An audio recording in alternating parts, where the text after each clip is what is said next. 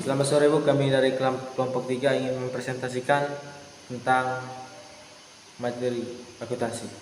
Saya atas nama Risman Hamnu. Saya atas nama Leonardus Darson Wanggel. Dan saya Thomas Pino. Dan saya di sini akan mempresentasikan tentang siklus akuntansi,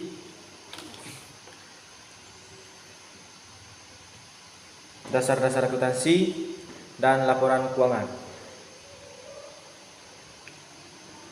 Siklus akuntansi. Siklus akuntansi adalah serangkaian langkah yang digunakan dalam pengelolaan data keuangan perusahaan.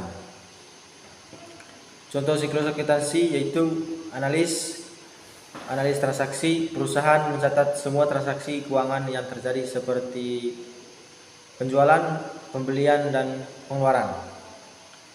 Kedua, jurnal transaksi dicatat dalam jurnal umum dengan mengikuti prinsip dasar akuntansi. Ketiga, pembuatan buku besar. Pembuatan buku besar dapat dari jurnal umum dipindahkan di buku besar yang memisahkan transaksi berdasarkan akun tertentu. Keempat, penyesuaian. Penyesuaian dilakukan di akhir periode akuntansi untuk memperbarui catatan keuangan seperti penyusut aset atau pendapatan yang belum direkam. Kelima, penutupan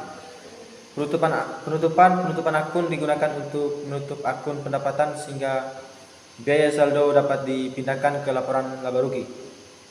Keenam, persiapan laporan keuangan. Laporan keuangan seperti neraca dan laporan laba rugi disusun berdasarkan dari buku besar. Kedua, dasar-dasar akuntansi. Entitas ekonomi.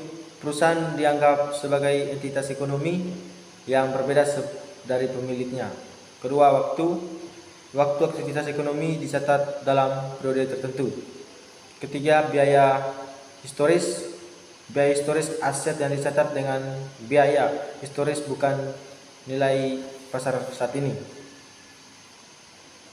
Keempat, prinsip realisasi. Prinsip realisasi pendapatan diakui saat sudah dihasilkan dan dapat diukur dengan baik. Kelima, kepentingan penggunaan. Kepentingan penggunaan laporan keuangan disusun untuk memberikan informasi yang relevan bagi pengguna. Terakhir adalah laporan keuangan. Laporan keuangan seperti neraca menunjukkan posisi keuangan perusahaan pada suatu titik waktu, mencantumkan aset, liabilitas, dan modal pemilik. Kedua, laporan laba rugi.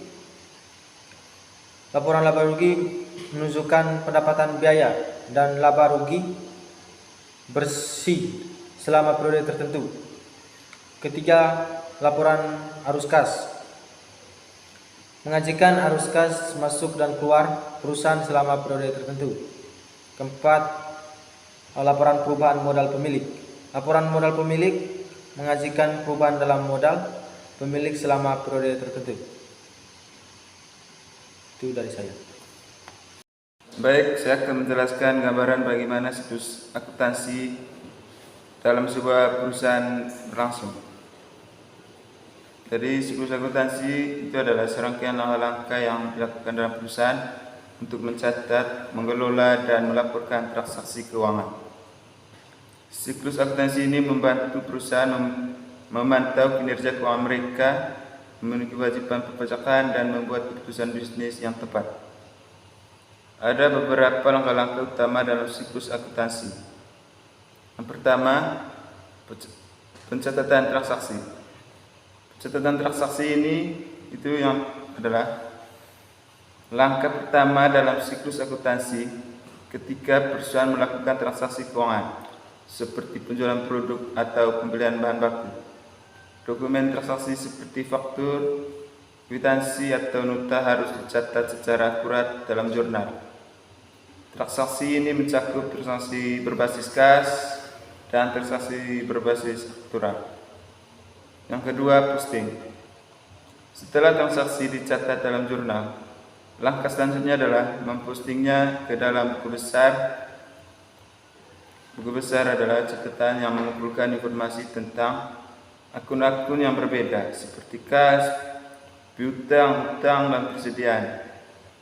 Setiap transaksi akan dihubungkan dengan akun yang relevan dalam buku besar. Yang ketiga, penyusunan neraca. Penyusunan neraca saldo, yaitu ringkasan dari saldo semua akun dalam buku besar pada akhir periode akuntansi tertentu. Neraca saldo memungkinkan perusahaan untuk melihat posisi keuangan mereka pada titik tertentu dalam waktu, yaitu jumlah aset, kewajiban, dan ekuitas pemilik. Yang keempat, penyesuaian. Jadi penyesuaian itu langkah yang diperlukan untuk mengoreksi perbedaan antara metode aktual dan kas dalam catatan transaksi. Ini termasuk penyesuaian untuk pangkuan pendapatan yang belum direalisasi, biaya yang belum dibayar, penyusutan aset, dan lainnya.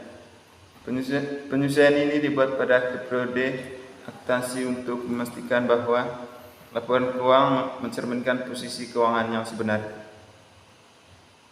Yang kelima, penyusunan laporan keuangan.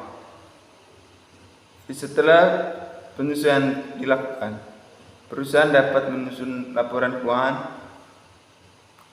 Laporan keuangan utama yaitu yang pertama, laporan laba rugi. Laporan ini menunjukkan pendapatan dan biaya selama periode tertentu dan menghasilkan laba bersih atau rugi bersih perusahaan. Yang kedua, neraca. Neraca menampilkan posisi periode, mencakup aset, kewajiban, dan ekuitas. Yang ketiga, laporan arus kas. Laporan ini menunjukkan perubahan dalam posisi kas perusahaan selama periode tertentu, termasuk aliran kas dari operasi, investasi, dan pendanaan. Yang keenam, penutupan buku. Setelah laporan keuangan disusun, perusahaan menutup buku untuk periode akuntansi yang telah berlalu. Ini melibatkan penutupan semua akun, pendapatan, dan biaya sehingga mereka kembali ke saldo nol. Tujuannya adalah memulai periode baru dengan buku besar yang bersih. Yang ketujuh, audit internal dan eksternal. Beberapa perusahaan melakukan audit internal untuk memeriksa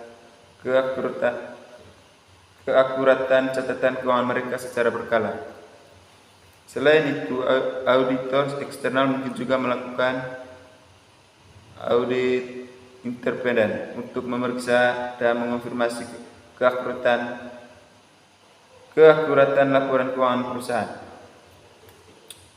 Siklus akuntansi ini berjalan terus-menerus dan membantu perusahaan menjaga kontrol keuangan mereka, memenuhi kewajiban perpajakan, dan membuat perusahaan bisnis yang lebih baik. Ini juga memberikan informasi yang diperlukan untuk mengukur kinerja perusahaan dan mengevaluasi pertumbuhan serta berlanjutnya usaha. Saya akan menjelaskan tentang persamaan dasar akuntansi dan apa hubungan persamaan akuntansi dengan transaksi bisnis. Persamaan dasar akuntansi mengacu pada dasar yang mendasari semua aktivitas akuntansi dan membentuk dasar untuk mencatat, melacak, dan melaporkan transaksi bisnis. Yang kedua, hubungan persamaan dasar akuntansi. Hubungan persamaan dasar akuntansi dengan transaksi bisnis, misalnya penjualan produk, pembelian aset, atau pembayaran hutang, itu akan memengaruhi salah satu atau lebih elemen dalam persamaan dasar akuntansi. Ketika transaksi dilakukan, itu akan mengubah jumlah aset kewajiban atau modal pemilik. Contohnya, jika perusahaan menjual produk, ini akan meningkatkan aset berupa kas atau piutang, dan juga meningkatkan modal pemilik melalui keuntungan dari penjualan tersebut. Kedua, jika perusahaan membayar hutang kepada pemasok, ini akan mengurangi aset berupa kas dan mengurangi kewajiban kepada pemasok. Yang terakhir, pemahaman yang benar tentang persamaan dasar akuntansi. Kemungkinan perusahaan untuk mencatat dan melacak transaksi dengan akurat, memastikan keseimbangan antara aset, kewajiban, dan modal pemilik, dan menghasilkan laporan yang akurat. Terima kasih.